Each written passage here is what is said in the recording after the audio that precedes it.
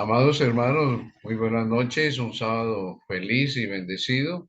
Disculpen un poquito el retraso, tenemos algunos problemas técnicos aquí que no faltan, pero bueno, ya estamos conectados con ustedes. Bienvenidos a Jesús revela su plan de amor a través de las profecías de Daniel y Apocalipsis. Nuestro capítulo de hoy, que es el número 30, una visión terrorífica. ¿Cómo les parece? Bueno, pero no es tanto para el miedo, por favor. Bien, entonces vamos a iniciar con nuestra oración acostumbrada. Acompáñenos en donde estén. Padre, muchas gracias porque vemos comenzar el día sábado. Y gracias por estos momentos en que podemos dedicarnos a estudiar el capítulo 10 del libro de Daniel. Espíritu de Dios, acompáñanos. Lo pedimos en el nombre precioso de Jesús. Amén y amén. Bien, vamos a comenzar nuestra narración y presentación del libro de Daniel en su capítulo 10. Y comenzamos a leer, versículo 1. En el año tercero de Ciro, rey de Persia, fue revelada palabra a Daniel, llamado Belsasar. Acordémonos que Nabucodonosor le había cambiado el nombre. Y la palabra era verdadera y el conflicto, grande. Pero él comprendió la palabra y tuvo inteligencia en la visión. Analicemos la frase el año tercero de Ciro. Según el comentario bíblico adventista, en su tomo cuarto, la página 888, nos dice lo siguiente respecto a este tal año tercero de Ciro. Por eso es que Ciro fue el rey de Persia. Contando desde la caída de Babilonia, ya fuera por el año de primavera o de otoño, esto habría ocurrido más o menos en el año 536, 535 antes de Cristo. Evidentemente Daniel ya estaba llegando al final de su vida, tenía unos 88 años, si consideramos que era un joven de 18 años cuando fue llevado cautivo en el año 605 antes de Cristo. Daniel 10.1 pues comienza la sección final del libro y este capítulo 10 presenta las circunstancias que rodeaban a Daniel en ocasión de su cuarta gran profecía registrada, como vamos a ver en el próximo capítulo, en los capítulos 11 y 12 de Daniel. La parte principal entonces de la narración profética comienza en el capítulo 11, verso 2, como veremos en nuestro próximo tema, y termina en el capítulo 12, versículo 4. El resto del capítulo 12 es una especie de epílogo, o sea, terminación de la profecía. Pongamos ahí el título Rey de Persia. Esta es la única profecía de Daniel fechada en términos del reinado de Ciro.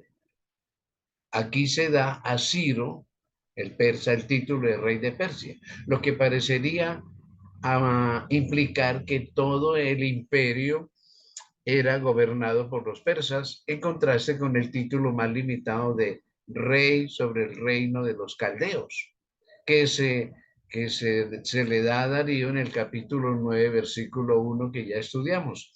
Tras haber surgido de una relativa oscuridad como príncipe del pequeño país de Ansán, situado en las montañas de Irán, Ciro derrotó sucesivamente en pocos años a los reinos de los medos, lidios y babilonios y los unió bajo su gobierno para formar el imperio más grande que hasta ese tiempo se hubiese conocido. Ahora Daniel y su pueblo tenían que tratar con un monarca de esas características. También se revela que los poderes del cielo contendieron con Ciro. Esto lo veremos en los versículos 13 y 20 al final de nuestro tema de hoy. Coloquemos la frase, fue revelada palabra a Daniel. Una expresión singular usada por Daniel para describir su cuarta gran profecía, que está en estos últimos tres capítulos del 10, 11 y 12, que evidentemente fue revelada sin una previa representación simbólica y sin ninguna alusión a símbolos. Ya no es como el capítulo 7, 8, 9, no.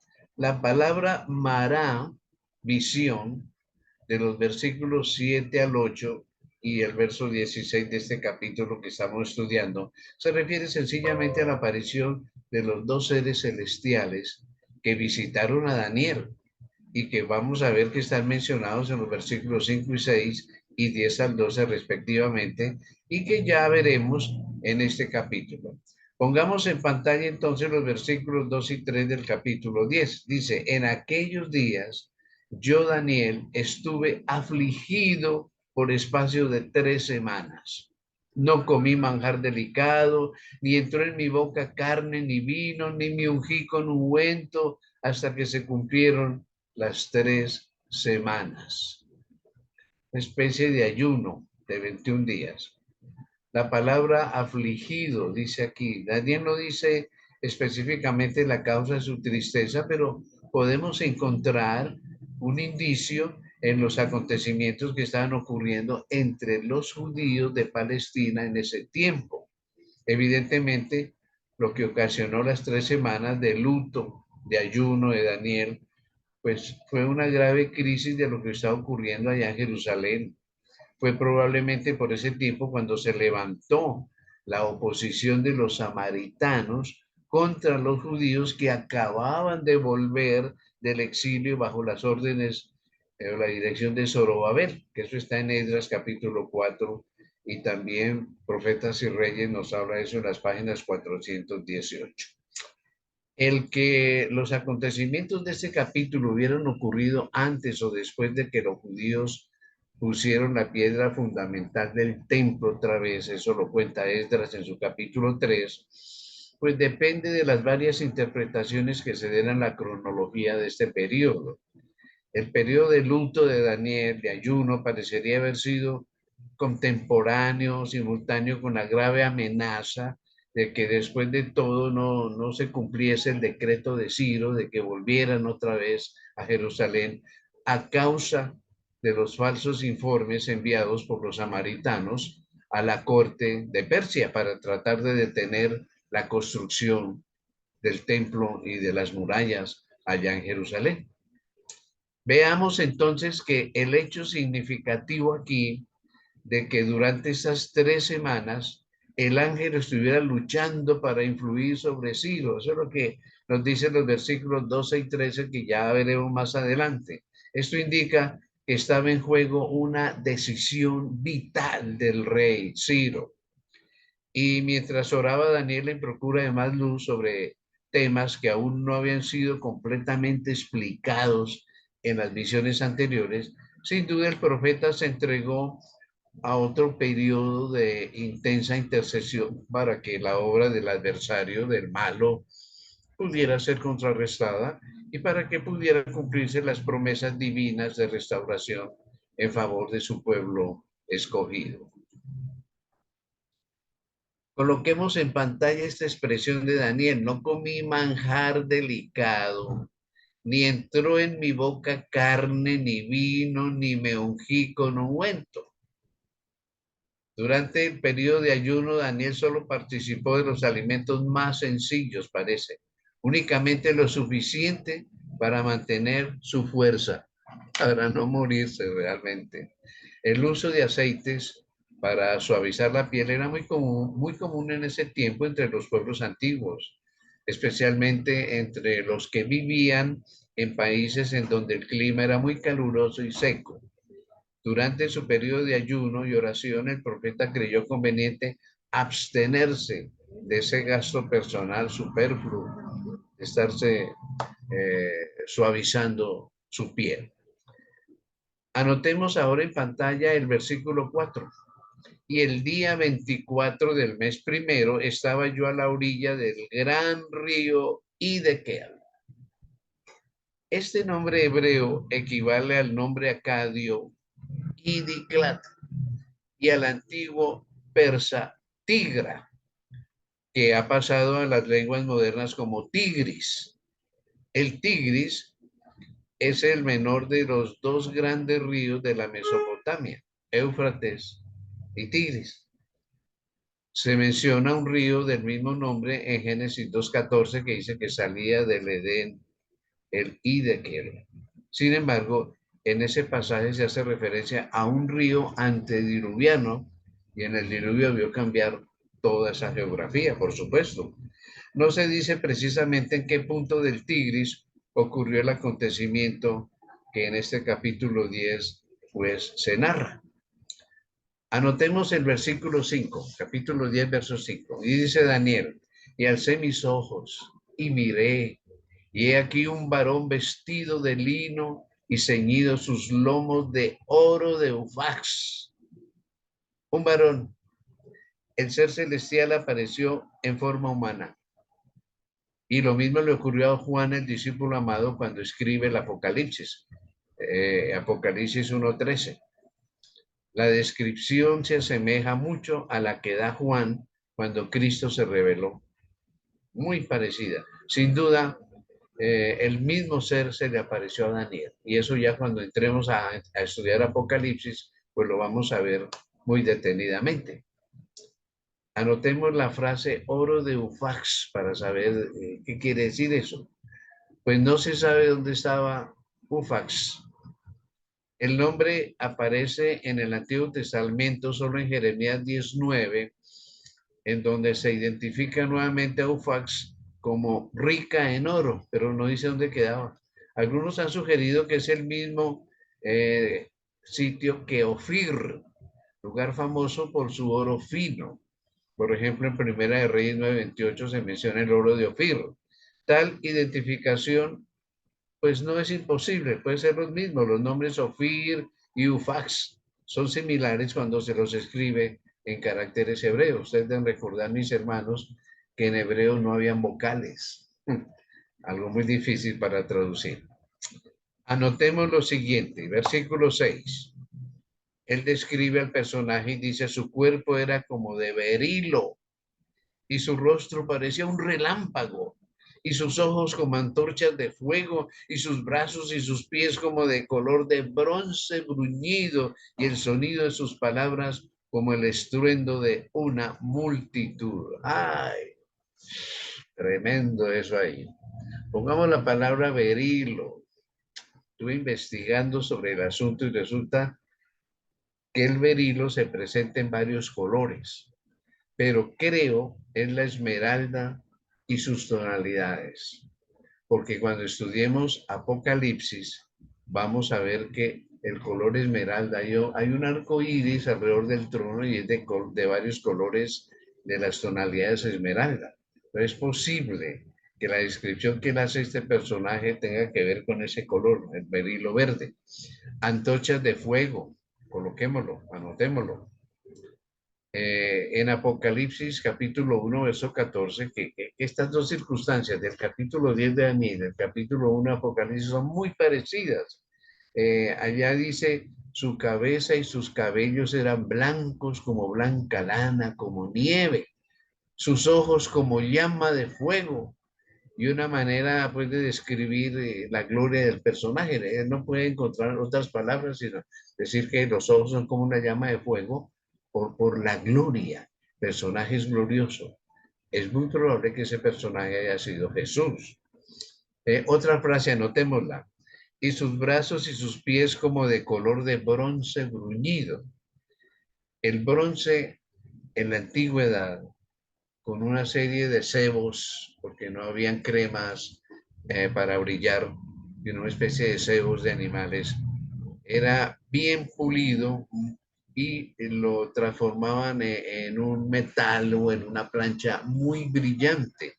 Esos eran los espejos de la antigüedad. Cuando se ha construido el santuario, las mujeres dicen que muchas de ellas donaron sus espejos. Eran láminas de bronce bien brilladas y servían como espejo. Pongamos el versículo 7 en pantalla. Y solo yo, Daniel, vi aquella visión. Y no la vieron los hombres que estaban conmigo, sino que se apoderó de ellos un gran temor y huyeron y se escondieron. Por eso puse en el título una visión terrorífica. Estos no la ven, pero se llenaron de terror y huyeron y se escondieron. La revelación solo fue dada al siervo escogido del Señor, pero el efecto de la presencia de un ser celestial fue sentido seguramente por los que estaban con el profeta y entonces eso les causó terror y huyeron y se escondieron. Comparar esta situación con el caso, por ejemplo, de Saulo cuando iba él a perseguir a los cristianos allá en Antioquía, y un resplandor lo tumba del caballo y oye las palabras que le dicen: ¿por qué me persigues? ¿Quién eres, Señor? Yo soy Jesús. Ese se nos dice que los compañeros de él vieron el resplandor, pero no escucharon, no entendieron las palabras. Así parece que es la situación con Daniel, que la gente que estaba con él oyeron, pero les dio miedo, terror, algo raro pasó ahí. Coloquemos en pantalla el versículo 8.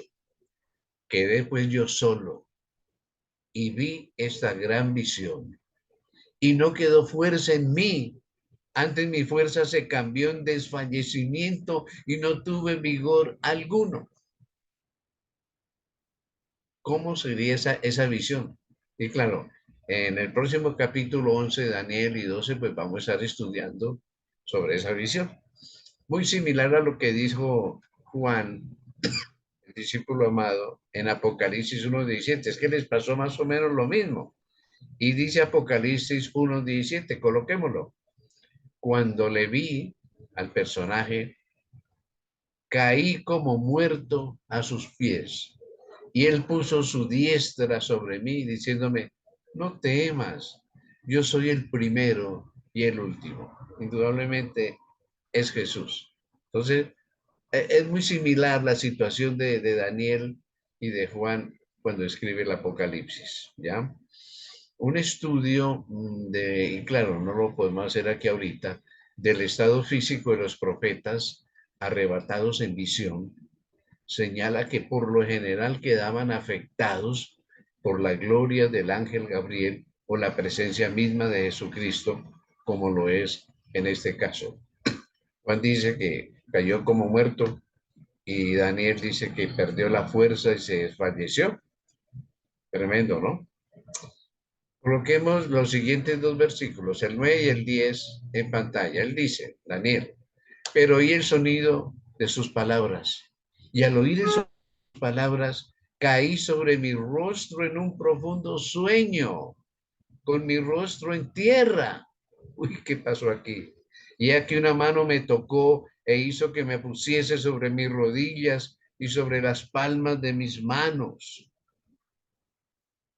Indudablemente que aquí esta mano que lo tocó en la mano del ángel Gabriel. Por lo menos eso nos lo explica Profetas y Reyes en su página 418 y 419. Por eso lo aseguro. Pongamos el versículo 11 para leerlo. Y él me dijo, el ángel me dijo: Daniel, varón muy amado, está atento a las palabras que te hablaré y ponte en pie, porque a ti te ha sido enviado ahora. Mientras hablaba esto conmigo, y me puse en pie temblando. Varón amado, qué lindo que se dijera eso de nosotros, ¿verdad? Esta era la segunda vez que Daniel recibía la maravillosa seguridad del amor de Dios para él. Aunque Daniel fue levantado cuando estaba completamente postrado sobre la tierra, su fuerza ya no era tan suficiente para que se pudiera mantener sin temblar. Tremendo, ¿no? Tremenda situación, tremenda visión. Anotemos el versículo 12. Él sigue diciendo: entonces me dijo, Daniel, no temas, porque del primer día que dispusiste tu corazón a entender y a humillarte en la presencia de tu Dios, fueron oídas tus palabras y a causa de tus palabras yo he venido. Entonces, ese es el ángel. Ese es el ángel Gabriel, que es siempre el ángel de las profecías y de los anuncios. Estas palabras, sin duda, pues animaron personalmente al profeta ante la presencia del ángel, porque estaba temblando, dice el versículo 11, que ya lo leímos. Y también le dieron la seguridad de que, aunque había estado orando durante 3 semanas sin recibir contestación, aparentemente, sin embargo, desde el mismo comienzo Dios había oído su súplica y se había propuesto contestarla, por supuesto. Daniel no necesitaba temer por su pueblo. Dios lo había oído y Dios regía todas las cosas como siempre, ¿ya? Anotemos ahora el versículo 13. Seguimos la narración que Daniel escribió. Mas el príncipe, está hablando el ángel, ¿no? Mas el príncipe del reino de Persia se me opuso durante 21 días, o sea, las 3 semanas que Daniel está en ayuno. Pero he aquí Miguel, uno de los principales príncipes, vino para ayudarme y quedé allí con los reyes de Persia. Y está hablando el ángel Gabriel. El príncipe del reino de Persia se me opuso por 21 días, pero viene otro príncipe, Miguel, para ayudarlo. Aquí hay una lucha. Daniel usa repetidas veces esta palabra príncipe para referirse a seres sobrenaturales. Eso ya lo vimos en Daniel 8, 11 y 25, y vuelve y se repite aquí en Daniel 10. Basándose en estas observaciones, pues algunos han supuesto, porque es que la palabra en hebreo es ñar, indica esa palabra de príncipe escrita como ñar, un ser sobrenatural que en ese tiempo se oponía a los ángeles de Dios y que estaba tratando que el reino de Persia pues fuera en contra de los mejores intereses del pueblo de Dios. Satanás siempre ha estado ansioso de proclamarse príncipe de este mundo, ñar. Lo principal aquí que narra Daniel era el bienestar del pueblo de Dios en pugna con sus vecinos paganos. Y puesto que se declara que Miguel es el príncipe, el ñar, que está de parte de los hijos de tu pueblo, porque eso lo va a aclarar en el capítulo 12, verso 1, pues no parecía irrazonable que el príncipe del reino de Persia fuera un falso ángel guardián de ese país, uno de los que pertenecen obviamente a las huestes del adversario, de Satanás. Es claro, pues, que el conflicto era contra las potestades de las tinieblas. Dice entonces el comentario bíblico adventista que durante 3 semanas Gabriel luchó con las potestades de las tinieblas, procurando contrarrestar las influencias que obraban sobre el ánimo de Ciro. Todo lo que podía hacer el cielo que se declarara a favor del pueblo de Dios, pues aparece en la persona de Miguel. Es el príncipe, otra vez la palabra ñar, que está de parte de los hijos de tu pueblo. Entonces, este príncipe es uno de los que pertenece a la hueste a favor del pueblo de Dios. Debe ser un ser sobrenatural celestial. Y claro, las fuerzas del enemigo fueron mantenidas en jaque mientras gobernaron Ciro y su hijo Cambises. Eso es lo que nos dice Profetas y Reyes en la página 418 y 419. Por otra parte, mis hermanos, la palabra ñar, príncipe, puede usarse en el sentido usual de gobernador, el que gobierna, el que maneja, y en ese sentido, pues se refería a Ciro, rey de Persia, y si se entiende el pasaje de esta manera, pues vemos a los ángeles del cielo luchando con el rey para que pudiera dar un veredicto favorable a los judíos. O sea que Ciro tiene una lucha en su mente. Coloquemos en pantalla, para ilustrar lo que decimos, que el profeta nos da una vislumbre de esa tremenda lucha entablada entre las fuerzas del bien y las del mal. Eso está desde el principio. Y podría hacerse esta pregunta, ¿no? ¿Por qué permitió Dios que los poderes del mal luchasen para dominar la mente de Ciro durante 21 días, mientras Daniel seguía afligido y suplicaba? ¿Por qué? Esta pregunta no es fácil de contestar y debe contestarse teniendo en cuenta la verdad de que estos acontecimientos deben entenderse a la luz de lo que dice la revelación. Pongámoslo en pantalla. Un propósito todavía más amplio y profundo del plan de redención, que era vindicar, restablecer el carácter de Dios ante el universo. Ante todo, el universo, la muerte de Cristo, justificaría a Dios y a su Hijo en su trato con la rebelión de Satanás. Desde el Edén vemos una lucha, una controversia entre las fuerzas del bien y las fuerzas del mal. Anotemos lo siguiente que dice deseado de todas las gentes 709. Sin embargo, Satanás no fue destruido entonces en ocasión de la muerte de Jesús. Los ángeles no comprendieron ni aún entonces todo lo que entrañaba la gran controversia. Los principios que estaban en juego debían de ser revelados en mayor plenitud. Y agreguemos lo que dice el comentario bíblico adventista en el tomo 4, página 886, cuando nos dice, a fin de refutar la pretensión de Satanás de que Dios es un tirano, el Padre Celestial vio conveniente retener su mano y dejar que el adversario tuviera una oportunidad para demostrar sus métodos y tratar de ganar a los hombres para su propia causa.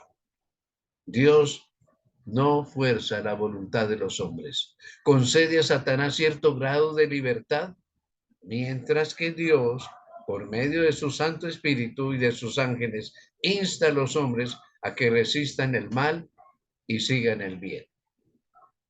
Así Dios demuestra al expectante universo que Él es un Dios de amor y no el tirano que Satanás afirma que es. Por esa razón, la oración de Daniel no fue contestada inmediatamente. La respuesta se demoró hasta que el rey de Persia, por su propia voluntad, hizo su elección a favor del bien y en contra del mal. Hablemos un poquitico de la palabra Miguel, que aparece en el texto de Daniel. Pongámosla en pantalla. Miguel viene del hebreo Micael, que literalmente, si la traducimos del hebreo, quiere decir, ¿quién como Dios? Aquí se lo escribe como uno de los principales príncipes. Posteriormente se lo escribe como el protector especial de Israel en el capítulo 12, verso 1. No se declara exactamente su identidad aquí, pero una comparación con otros pasajes lo identifica como Cristo Jesús. Eso parece claro que Miguel no es otro sino el mismo Señor Jesús.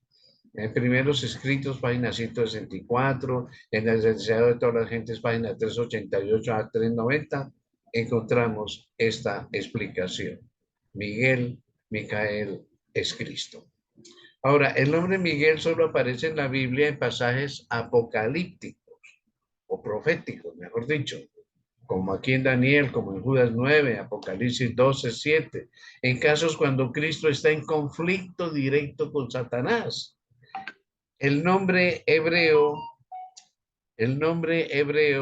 que significa quién como Dios es a la vez una interrogación y un desafío. ¿Quién como Dios? En vista de que la rebelión de Satanás es esencialmente un intento de usurpar el trono de Dios y de ser semejante al Altísimo, como dice Isaías 14:14, el nombre Miguel es sumamente apropiado para aquel que ha emprendido la tarea de vindicar el carácter de Dios.